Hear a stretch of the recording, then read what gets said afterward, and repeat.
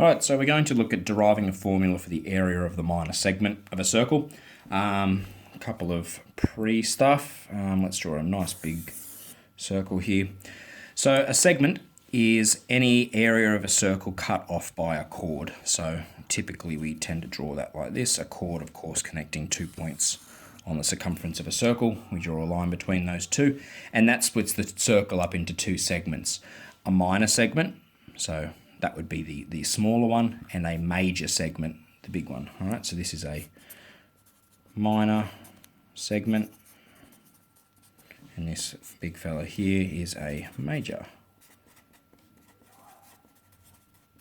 segment. While we're talking about minor and major, we can draw. Similarly, we can talk about arc lengths. Okay, so if we're dividing a circle up into arcs, we've got this section here. This is a minor arc, and then this larger part here is a major arc.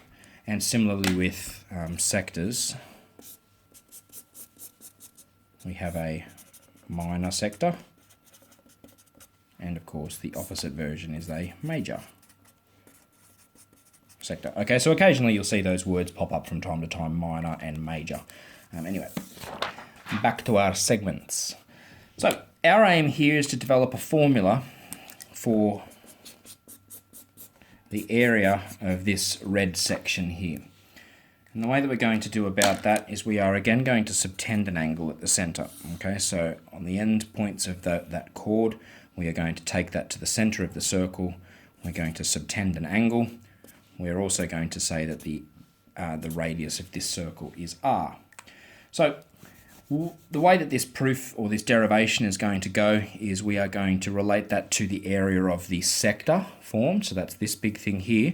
And from that, we are going to take away the area of this triangle formed. So the things that we are going to need to complete this derivation are the area of the sector, all right, which is a half r squared theta. So that's the area of the sector. And we're also going to look at the area of this triangle here, which is given by the formula half AB sine C, okay, which you'll remember from trig back in prelim. In this case, let's just finish this part off. In this case, recall that the angle C is this central angle here, and AB are the two sides adjacent to that angle. So this formula will turn into a half. That's going to be r, so r squared sine theta. So that's the area of that triangle.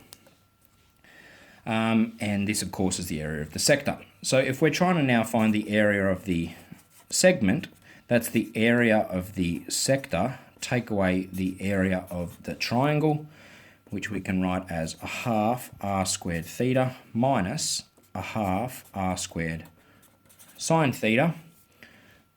And if I now factor out the half r squared, back in the brackets goes a theta, this guy, minus sine theta. Okay, so that formula there is what we're going to use in the upcoming examples to solve some questions.